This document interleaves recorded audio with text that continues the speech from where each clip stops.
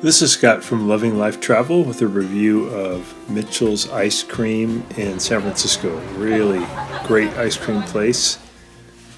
This is on the front door. This is the founder, and here's their hours. They're open actually 12 hours a day, Monday to Monday, so incredible hours.